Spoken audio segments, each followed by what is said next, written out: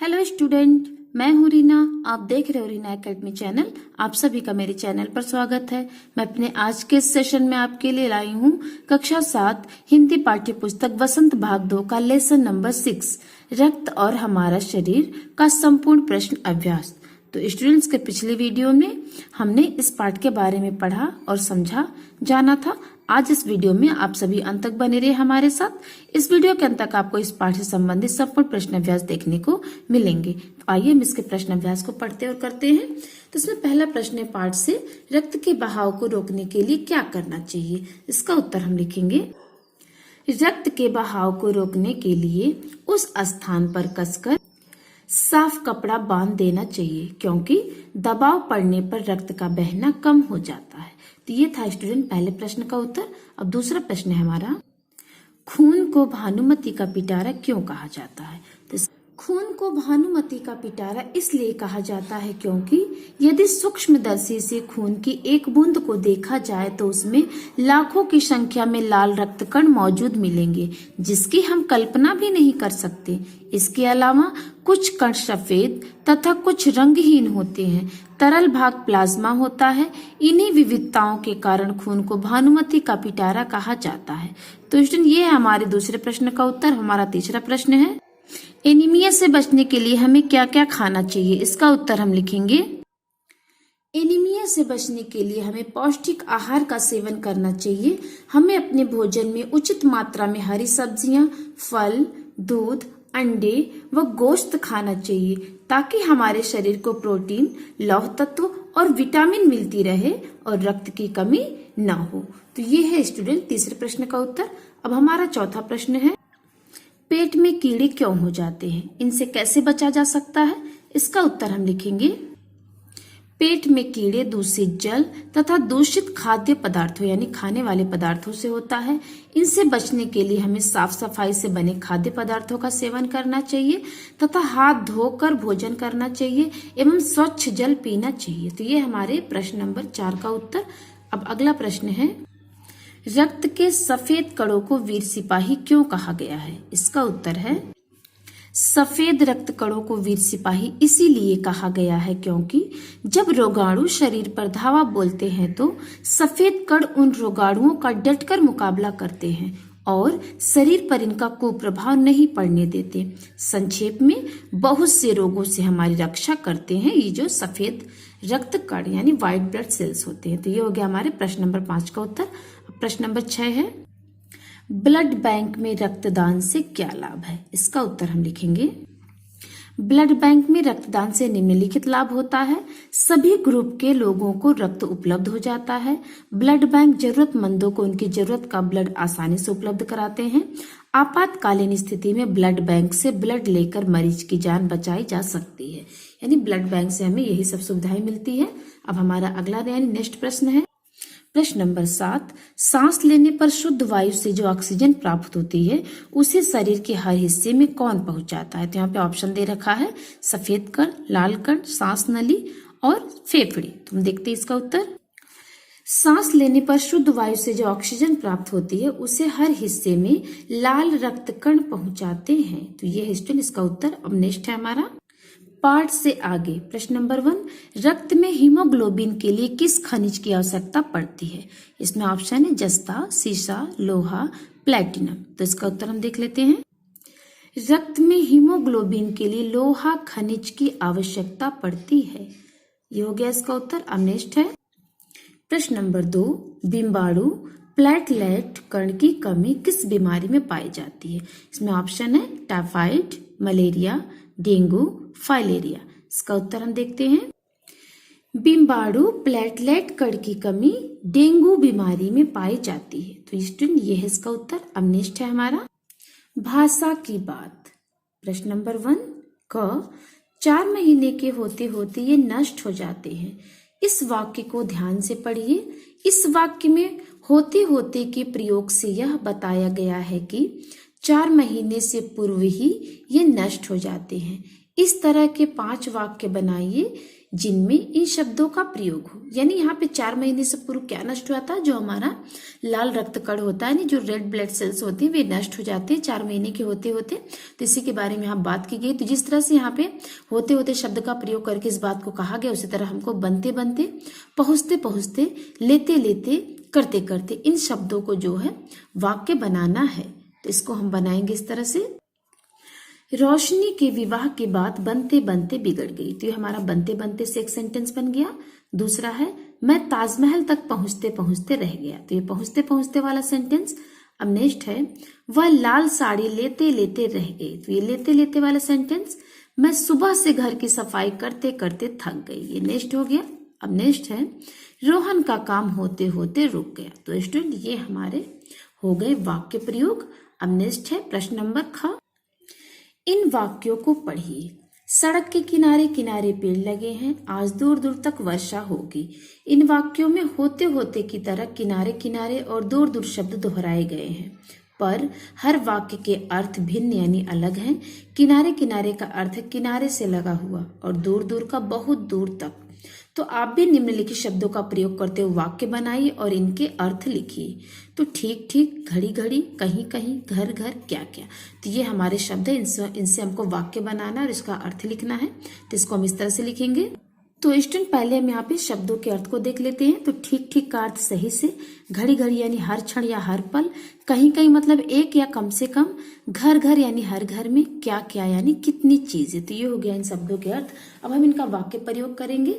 तो ठीक ठीक से, यह मशीन ठीक ठीक काम करती है, यानी यह मशीन सही से काम करती है।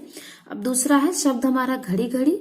तो हम इसका वाक्य बनाएं। रीता, यह घड़ी घड़ी का झगड़ा ठीक बात नहीं है। घड़ी घड़ी यानी हर क्षण या हर पल का झगड़ा सही बात नहीं है। अब नेक्स्ट है हमारा शब्द कहीं कहीं। तो इसका हमने वाक्य बनाया। यहाँ पर आपको कहीं कहीं पर ही दुकानें नजर आएंगी, यानी कम से कम दुकानें नजर आएंगी। अब नेक्स्ट है हमारा शब्द घर घर। तो इसका हमने वाक्य बनाया। आजकल घर घर में अपहरणकर्ताओं की चर्चा। अपहरणकर्ता यानी जो बच्चों को चुराते हैं। तो ये हो गया हमारा सेंटेंस। अब नेक्स्ट है क्या क्या। तो इसका अर्थ हमने यहाँ बनाया कितनी चीजें। तो इससे हमने वाक्य बनाया। माँ जल्दी जल्दी बताओ बाजार से क्या क्या लाना है, यानी कितनी चीजें लानी है।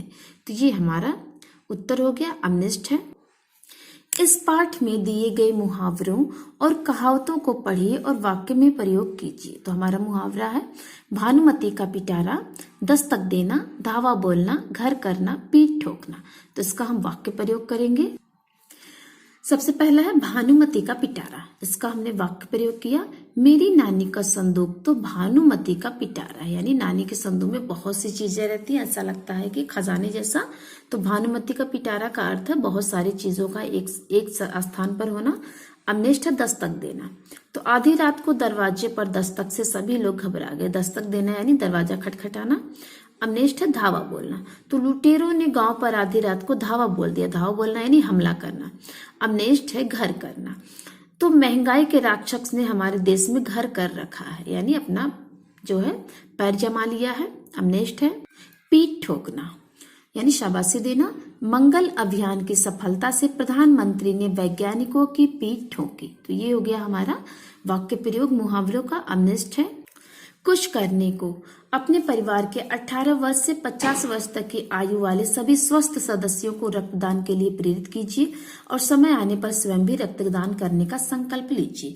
तो स्टूडेंट आप अपने फैमिली मेंबर से ये जो है कह सकते हो कि आप जो 18 साल से 50 वर्ष तक के जो आयु वाले सभी व्यक्ति हैं, मनुष्य हैं, वे सभी रक्तदान कर सकते हैं। तो आपको ये काम खुद करना है और अपने खुद भी आपको रक्तदान करना है जब आप 18 साल से ऊपर के हो जाइए। तो ये आपको स्वयं करना है। प्रश्न नंबर 2 है शरीर रचना का चित्र देखकर उनमें रक्त संचार क्रिया को ठीक ठीक समझिए। तो इस प्रश्न का उत्तर भी स्टूडेंट आपको खुद से समझना है और करना है। अब नेक्स्ट है प्रश्न नंबर 3। नीचे दिए गए प्रश्नों के बारे में जानकारी एकत्र कीजिए। क ब्लू बेबी क्या है।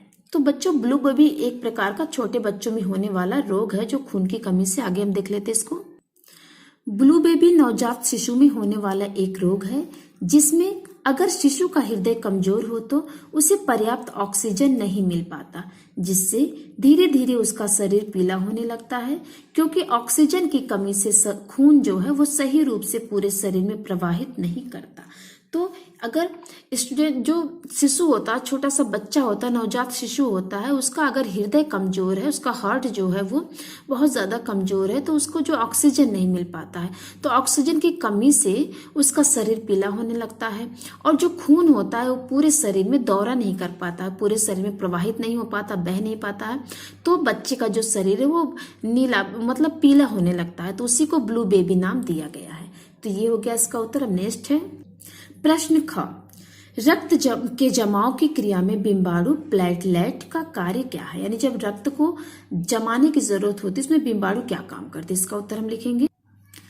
रक्त जमाव की क्रिया में बिम्बाणु की प्रमुख भूमिका होती है।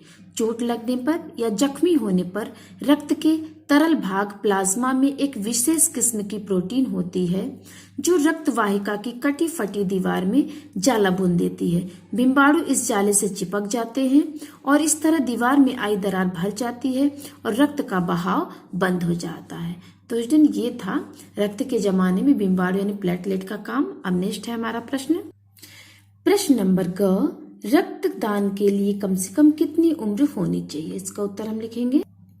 रक्तदान के लिए कम से कम 18 वर्ष उम्र होनी चाहिए, ये होगा इसका उत्तर। हमारा प्रश्न नंबर नेक्स्ट है प्रश्न नंबर घ, कितने समय बाद दोबारा रक्तदान किया जा सकता है? इसका उत्तर हम लिखेंगे 6 महीने बाद, यानी 6 मंथ बाद दोबारा रक्तदान किया जा सकता है। यानी अगर आप अभी रक्तदान करके आए हो, ब्लड डोनेट करके आए हो, तो 6 मंथ बाद आप दोबारा ब्लड डोनेट कर सकते हैं। तो ये होगा इस प्रश्न का उत्तर। प्रश्न नंबर नेक्स्ट है अंगा है, क्या स्त्री का रक्त पुरुष को चढ़ाया जा सकता है? तो इसका उत्तर होगा हाँ, स्त्री का रक्त पुरुष को चढ़ाया जा सकता है।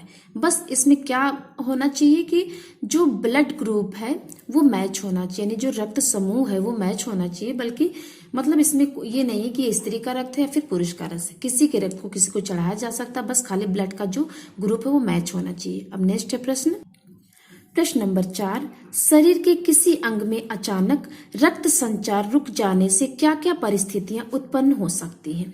यानी शरीर का कोई भी अगर भाग है, कोई भी अंग है, उसमें अगर रक्त का बहना बंद हो जाए तो क्या होगा? इसका उत्तर हम लिखेंगे।